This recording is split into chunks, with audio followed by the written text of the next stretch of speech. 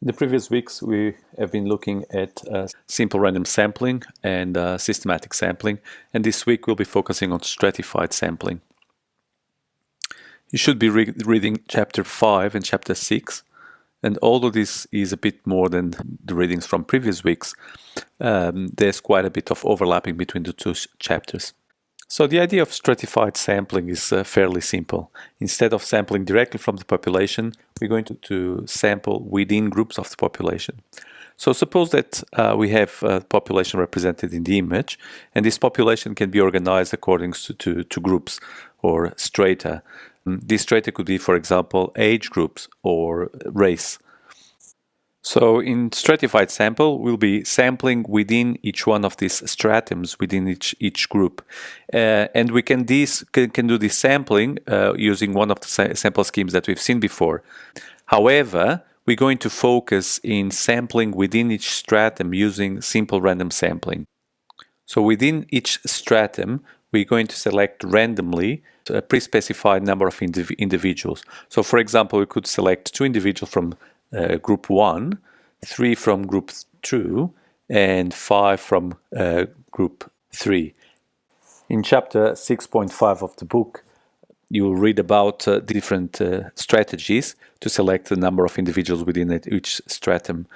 Basically, selecting the same number of individuals across every group, or select a number of individuals in each stratum according to the size of the stratum in the population.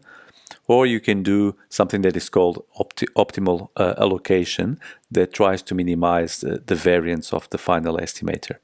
In any case, these are all variants of the same main idea, that we are sampling within each group of the population.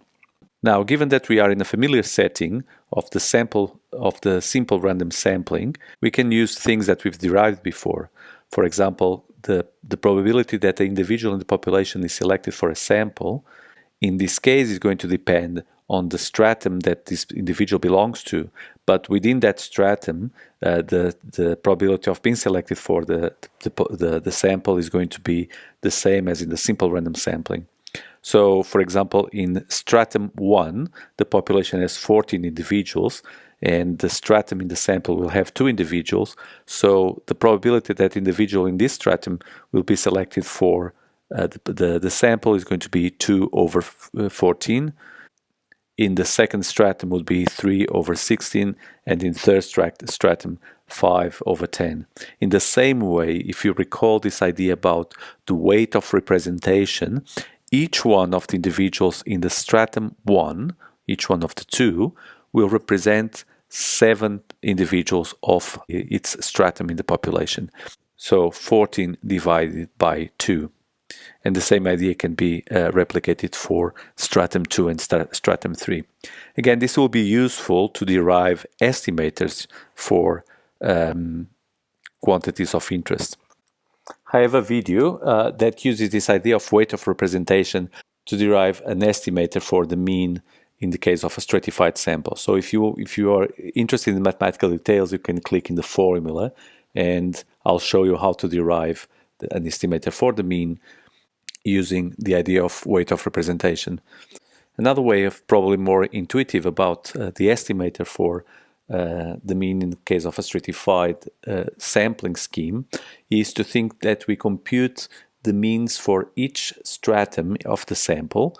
So if you look at the figure, we'd compute the mean for stratum 1 of the 2 individuals, for stratum 2 and for stratum 3, and then we would combine these 3 means. We would average these 3 means, but in a weighted way, according to the weight that each stratum has in the population.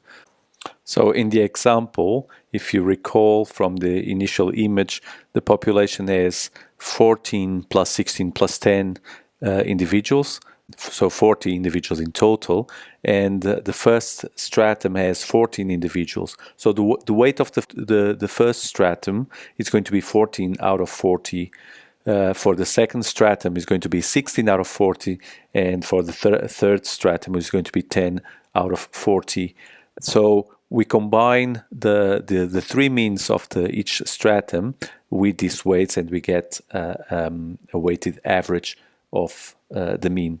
More generally, if we have L strata, we can obtain a mean estimator for the stratified sampling scheme by averaging the L means for each stratum and weighting them according to the stratum weight in the population that is given by the stratum size, NH, divided by the population size, which is N. Now we can use exactly the same idea to derive an estimator for the proportion in a stratified sampling, where the estimator is going to be given by the weighted average of proportions across each stratum. For the total, however, for the total sum, the estimator for the total sum is going to be given by just summing the totals across each one of the stratum. Finally, regarding the standard errors of these estimators, can also be derived as weighted averages, but now it's going to be the square root of a weighted average of variances. We'll finish with the example that is presented in the book in page 135, but I'll show you the SAS code, given that the data code is presented in the book. So there are 158 hospitals in the region, and they are stratified in 3 groups according to the level of the obstetric service: stratum 1 basic, stratum 2 intermediate, and stratum 3 tertiary. We've collected a sample of a stratified random sample of 15 hospitals, 4 from stratum 1, 5 from stratum 2, and 6 from stratum 3. And these data are recorded in the data file hospsamp.dta that can be found in the e-learning website.